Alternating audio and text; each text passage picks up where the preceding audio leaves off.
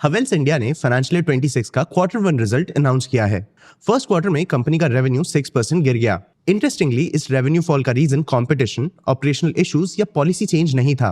Company के revenue पे unstable weather conditions का नेगेटिव इंपैक्ट पड़ा है। अनसीजनल रेन्स और वीक समर के कारण कंपनी के कूलिंग प्रोडक्ट्स के सेल्स पे नेगेटिव इंपैक्ट पड़ा, लेकिन फिर भी कंपनी के एक सेगमेंट के स्ट्रॉन्ग परफॉर्मेंस ने ओवरऑल रेवेन्यू फॉल को लिमिटेड रखा, वायर सेगमेंट। लेकिन कंपनी के रेवेन्यू पे अनस्टेबल वेदर का कितना इंपैक्ट पड़ा? केबल सेगमेंट ने कंपनी के बिजनेस को कितना सपोर्ट किया और कैसे? हवेल्स इंडिया और कौन सी सेगमेंट्स में डाइवर्सिफाई कर रहा है? कंपनी के पास कौन से अपॉर्चुनिटीज हैं और कंपनी कौन से थ्रेट्स फेस कर रही है? आज के वीडियो में हम ये क्वेश्चंस आंसर करेंगे। सबसे पहले हम हवेल्स इंडिया के फाइनेंसेस पे इंडिया के वेदर का इंपैक्ट समझेंगे। फिर हम कंपनी के केबल्स बिजनेस का परफॉर्मेंस भी एनालाइज करेंगे। उसके बाद हम कंपनी के नए बिजनेस वेंचर्स भी एक्सप्लोर करेंगे। एंड में हम हवेल्स इंडिया के फ्यूचर प्रोस्पेक्ट्स और चैलेंजेस भी देखेंगे। चलिए शुरू करते हैं। सबसे पहले हवेल्स इंडिया के फाइनेंस पे इंडियन वेदर का इंपैक्ट। फाइनेंशियल ईयर 26 का फर्स्ट क्वार्टर हवेल्स इंडिया के लिए एक डिफिकल्ट क्वार्टर रहा। कंपनी का रेवेन्यू ईयर ऑन ईयर 6.2% गिरा और 5,438 करोड़ रुपीस तक पहुंच गया। कंपनी का gross margin actually 20 basis point से इंप्रूव हुआ और 19.7% तक पहुंचा। कंपनी का इबिट्टा मार्जिन फाइनेंशियल ईयर 25 के फर्स्ट और फोर्थ क्वार्टर्स में 9.9% और 11.6% था। फाइनेंशियल ईयर 26 के फर्स्ट क्वार्टर तक ये नंबर 9.6% तक गिर गया। कंपनी का इबिट्टा फाइनेंशियल ईयर 25 के फर्स्ट क्वार्टर में 576 करोड़ रुपीस था। फाइनेंशियल ईयर 26 के फर्स्ट क्वार्टर तक ये नंबर 9.8% गिरा और 520 करोड़ रुपीस तक गिर गया। कंपनी के मार्जिन्स पे लोअर वॉल्यूम्स के कारण प्रेशर पड़ा, लेकिन जैसे जैसे डिमांड नॉर्मल होगा तो ये प्रॉब्लम रिजॉल्व हो सकता है। कंपनी ने फाइनेंशियल प्रेशर कम करने के लिए अपने कॉस्ट भी रिड्यूस किए।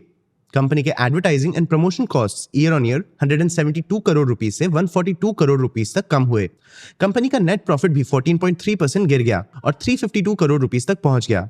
अभी कोई बहुत बुरे नंबर्स नहीं है, कंपनी अभी भी प्रॉफिट कमा रही है, लेकिन लास्ट ईयर की 17% ग्रोथ के बाद ये काफी बड़ा फॉल है। अगर ये ट्रेंड कंटिन्यू होता है तो कंपनी के लिए एक्चुअल प्रॉब्लम्स शुरू हो सकते हैं। लेकिन जैसा मैंने कहा, इस फॉल का कारण कॉम्पिटिशन, ऑपरेशनल इश्यूज या गवर्नमेंट पॉलिसीज नहीं है। इस पुअर फाइनेंशियल परफॉर्मेंस का कारण था अनस्टेबल वेदर। कंपनी के चेयरमैन और मैनेजिंग डायरेक्टर अनिल राय गुप्ता ने कंपनी के परफॉर्मेंस पे कमेंट भी किया। उन्होंने कहा कि फाइनेंशियल ईयर 26 का first quarter weak summer and prolonged subdued consumer demand के कारण चैलेंजिंग था। कंपनीज यूजुअली प्रेडिक्टेबल सीजन्स के हिसाब से अपना बिजनेस प्लान करती हैं। इंडिया जैसे कंट्री में जहां सीजन्स बहुत अनप्रेडिक्टेबल होते जा रहे हैं, सीजन्स का इंपैक्ट भी बहुत सिग्निफिकेंट होता है। शॉर्टर और माइल्डर समर्स के कारण लोगों ने फैंस, रूम कूलर्स और एसीज नहीं खरीदे। इन प्रोडक्ट्स के कंज्यूमर्स के बाइंग पैटर्न्स पे वेदर का काफी बड़ा इंपैक्ट होता है। कंपनी के लॉयड ब्रांड के अंडर कंपनी के कूलिंग प्रोडक्ट्स जैसे फैंस, रूम कूलर्स और एसीज आते हैं। वीक समर के कारण लॉयड का रेवेन्यू 34.4% गिरा और 1,262 करोड़ रुपीस तक पहुंचा। हवेल्स इंडिया के कंज्यूमर ड्यूरेबल सेक्शन में भी फैंस और कूलर्स आते हैं। इस सेगमेंट का रेवेन्यू 14.1% गिरा और 906 करोड़ रुपीस तक पहुंचा। इस वीक सीजनल रिस्पॉन्स पे कंपनी के मैनेजमेंट ने रिस्पॉन्ड भी किया। उन्होंने लोअर डिमांड को काउंटर करने के लिए डिस्काउंट्स नहीं दिए। कंपनी के मैनेजमेंट ने कहा कि वो अनसीजनल हैवी डिस्काउंट्स नहीं देंगे, बल्कि वो अपने सप्लाई चेन्स एडजस्ट करेंगे। मतलब कंपनी सीजनल प्रेशर के कारण पैनिक में रिस्पॉन्ड नहीं कर रही है। जहां कंपनी का cooling products business seasonal pressure के कारण स्ट्रगल कर रहा था, कंपनी के केबल बिजनेस का परफॉर्मेंस स्ट्रॉन्ग रहा। इस सेगमेंट का रेवेन्यू 27% ग्रो हुआ और 1,933 करोड़ रुपीस तक पहुंचा। और ये कोई वन टाइम इवेंट भी नहीं था। कंपनी अपना underground cable capacity financial year 24 से 27 तक डबल करने की कोशिश कर रही है। कंपनी ने 2024 में तुमकुर, कर्नाटका में एक नया फैसिलिटी एस्टैब्लिश किया था। इस फैसिलिटी में प्रोडक्शन स्टार्ट हो चुका है और कंपनी के वायर सेगमेंट का कंट्रीब्यूशन मार्जिन 16% है। मैनेजमेंट टिपिकली इस सेगमेंट से 14 to 15% का कंट्रीब्यूशन मार्जिन एक्सपेक्ट करता है। मतलब इस सेगमेंट का परफॉर्मेंस एक्सपेक्टेशन मैच और स्लाइटली बीट कर रहा है। और केबल्स कंपनी के लिए एक बेनिफिशियल सेगमेंट भी है। जैसा कि हम देख सकते हैं, कंज्यूमर गुड्स वेदर डिपेंडेंट और वेरिएबल हो सकते हैं, लेकिन इंडिया का इंफ्रास्ट्रक्चर डिमांड प्रेडिक्टेबल और सस्टेनेबल है। कंपनी को इंडिया की कंस्ट्रक्शन, इंडस्ट्रियल और इंफ्रास्ट्रक्चर डेवलपमेंट से बेनिफिट मिल सकता है। और इस सेगमेंट का डिमांड कैप्चर करने के लिए कंपनी ने फाइनेंशियल ईयर 26 के फर्स्ट क्वार्टर में 340 करोड़ रुपीस का एडिशनल केपेक्स अनाउंस किया है। Havells India medium voltage cables और एक्सपोर्ट मार्केट्स में भी एक्सपैंड कर रहा है। इन दोनों डाइवर्सिफिकेशंस के लिए कंपनी अपने एग्जिस्टिंग केबल मैन्युफैक्चरिंग यूनिट्स का यूज करके बेटर रेवेन्यूज भी अचीव कर सकती है। एक्सपेंशंस की बात करें तो कंपनी एक और इंटरेस्टिंग फील्ड एक्सप्लोर कर रही है, सोलर एनर्जी। कंपनी ने अप्रैल 2025 में गोल्डी सोलर में 600 करोड़ रुपीस का इन्वेस्टमेंट अनाउंस किया था। इस इन्वेस्टमेंट के through company solar panels business में एंटर करेगी। मैनेजमेंट ने इस इन्वेस्टमेंट पे कमेंट भी किया। उन्होंने कहा कि company directly solar modules manufacture करने की जगह गोल्डी सोलर जैसे मैन्युफैक्चरिंग कंपनी में इन्वेस्ट करेगी। सोलर इंस्टॉलेशन में केबल्स, स्विचेस और इलेक्ट्रिकल कंपोनेंट्स का यूज ऑलरेडी होता है। इन प्रोडक्ट्स में हेवेल्स के पास ऑलरेडी एक्सपर्टीज है। सोलर मैन्युफैक्चरिंग में इन्वेस्ट करके कंपनी इंडिया के सोलर अडॉप्टेशन के सारे डिमांड पॉइंट से बेनिफिट ले पाएगी। कंपनी के करंट सोलर बिजनेस का साइज 420 करोड़ रुपीस है। अगले 2-3 सालों में ये बिजनेस 1000 से 1500 करोड़ रुपीस तक पहुंच सकता है। कंपनी अपने रूरल मार्केट्स में भी एक्सपेंशन पर फोकस कर रही है। रूरल मार्केट्स कंपनी के ओवरऑल रेवेन्यू में 5 to 6% कंट्रीब्यूट करते हैं, लेकिन कंपनी के रियो ब्रांड के सेल्स में रूरल मार्केट का लगभग 25% कंट्रीब्यूशन है। रियो कंपनी का अफोर्डेबल इलेक्ट्रिकल एक्सेसरीज ब्रांड है। रूरल इंडिया में कंपनी के पास ग्रोथ पोटेंशियल भी है। जैसे जैसे रूरल एरियाज का इनकम इंप्रूव होगा और इलेक्ट्रिफिकेशन बढ़ेगा, रूरल कंज्यूमर्स के इलेक्ट्रिकल प्रोडक्ट्स के डिमांड्स भी बढ़ेंगे। रूरल कंज्यूमर्स अपने एग्जिस्टिंग प्रोडक्ट्स का क्वालिटी अपग्रेड भी कर सकते हैं। इन अपग्रेड्स के through company hire revenue generating products rural markets में पुश कर पाएगी। रूरल मार्केट्स में एक्सपेंशन कंपनी को वाइडर कंपनी बेस में डाइवर्सिफिकेशन का बेनिफिट भी देगी।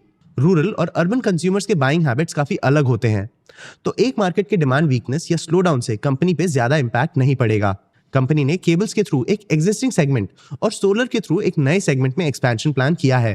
कंपनी रूरल मार्केट के साथ एक नए डेमोग्राफिक स्ट्रक्चर को भी टारगेट कर रही है। तो सीजनल वीकनेस के बावजूद कंपनी अपने ऑपरेशन स्लो डाउन नहीं कर रही है। कंपनी अपने बिजनेसेस को फ्यूचर रेडी कर रही है, लेकिन इस फ्यूचर में कंपनी को एक चैलेंज भी फेस करना पड़ सकता है, और वो है इन्वेंट्री बिल्डअप। कंपनी का इन्वेंट्री डेज 63 से 71 डेज तक बढ़ गया है। मतलब कंपनी के पास उसका स्टॉक ज्यादा दिन तक अनसोल्ड रह रहा था। ये मोस्टली कूलिंग प्रोडक्ट्स के वीक डिमांड के कारण हुआ। कंपनी के मैनेजमेंट ने भी इस इंक्रीज इन्वेंट्री डेज को एक्नॉलेज किया। उन्होंने कहा कि उनके पास कंपनी और चैनल लेवल दोनों पे हाई इन्वेंट्री अक्यूमुलेट हो चुके थे। मैनेजमेंट ने यह भी कहा कि 2 क्वार्टर्स में ये सिचुएशन वापस नॉर्मलाइज हो जाना चाहिए। कंपनी के डेटर डेज भी 21 से 16 डेज तक कम हुए। क्रेडिटर डेज भी 57 डेज से 44 डेज तक कम हुए। मतलब कंपनी अपने डेटर्स से जल्दी पैसे रिकवर कर पा रही है और अपने क्रेडिटर्स को जल्दी पैसे वापस भी कर रही है। लेकिन हाई इन्वेंट्री डेज के कारण कंपनी के वर्किंग कैपिटल डेज बढ़ गए हैं। मतलब कंपनी का वर्किंग कैपिटल ज्यादा टाइम तक अनसोल्ड इन्वेंट्री के कारण फंसा रह रहा है। करंटली ये चैलेंज कंपनी के लिए short term cash flow pressure create कर रहा है। कंपनी का operating cash flow negative 122 crore rupees हो गया है। ये एक टेम्पररी इशू लग रहा है, इसलिए कंपनी पैनिक नहीं कर रही। जैसा मैंने बताया, कंपनी एग्रेसिव डिस्काउंट्स भी नहीं दे रही, क्योंकि इससे कंपनी के ब्रांड वैल्यू पे नेगेटिव इंपैक्ट पड़ सकता है। इन शॉर्ट टर्म प्रॉब्लम्स के साथ साथ कंपनी को कंपटीशन के साथ भी डील करना होगा। इंडिया का इलेक्ट्रिकल और consumer durable space highly competitive है। इस स्पेस में बजाज इलेक्ट्रिकल्स और क्रॉम्पटन ग्रीव्स जैसे इंडस्ट्री जायंट्स तो हैं ही, साथ ही साथ इंडस्ट्री में नए एंट्रेंट्स भी कंपटीशन बढ़ा रहे हैं। इंटरेस्टिंगली हेवेल्स इंडिया ने वॉल्यूम डिक्लाइन एक्सपीरियंस किया, लेकिन कंपनी ने मार्केट पोजीशन नहीं खोया। स्विच गियर सेगमेंट में कंपनी 9.3% ग्रो हुआ और 37.2% का कंट्रीब्यूशन मार्जिन मेंटेन किया। एलईडी प्राइस डिफ्लेशन के बावजूद कंपनी के लाइटिंग सेगमेंट का कंट्रीब्यूशन मार्जिन 30.1% था। कंपनी के लॉयड ब्रांड के कूलिंग प्रोडक्ट्स ने सीजनल वीकनेस के कारण स्ट्रगल तो किया, लेकिन हेवेल्स इंडिया फिर भी इस ब्रांड में इन्वेस्टमेंट्स कंटिन्यू कर रहा है। मतलब कंपनी इस one time seasonal demand weakness के बारे में बहुत ज्यादा टेंशन में नहीं है। इनफैक्ट मैनेजमेंट कंपनी के फ्यूचर के बारे में काफी ऑप्टिमिस्टिक है। मैनेजमेंट फाइनेंशियल 26 के सेकंड क्वार्टर से डिमांड नॉर्मलाइजेशन एक्सपेक्ट कर रही है। कंपनी के इन्वेंट्री लेवल्स अगर बिना हैवी डिस्काउंट से नॉर्मलाइज हो जाते हैं तो कंपनी का पेशेंट अप्रोच सक्सेसफुल होगा। कंपनी फ्यूचर में और पॉजिटिव मूवमेंट भी एक्सपेक्ट कर सकती है। कंपनी का केबल सेगमेंट इंडिया के इंफ्रास्ट्रक्चर बूम के साथ ग्रो कर सकता है। कंपनी का मीडियम वोल्टेज केबल सेगमेंट में एंट्री भी कंपनी के लिए एक नया मार्केट अपॉर्चुनिटी प्रेजेंट करता है। इंडिया में सोलर एनर्जी का अडॉप्शन भी बढ़ रहा है। इससे कंपनी का गोल्डी सोलर में इन्वेस्टमेंट भी ग्रो कर सकता है। इंडिया के इलेक्ट्रिफिकेशन मूवमेंट के कारण रूरल इंडिया में हेवेल्स इंडिया के लिए एक नया मार्केट डेमोग्राफिक भी ओपन हो रहा है। तो फाइनेंशियल 26 का क्वार्टर 1 कंपनी के लिए एक स्ट्रॉन्ग क्वार्टर तो नहीं था, लेकिन एक सीजनल हिकअप हो सकता है। कंपनी इस पीरियड के वीकनेस के कारण पैनिक करने की जगह एडिशनल ग्रोथ पे फोकस कर रही है। आपको क्या लगता है, क्या कंपनी का ये वीक क्वार्टर एक वन ऑफ इशू था या एक वीक पीरियड का स्टार्टिंग है?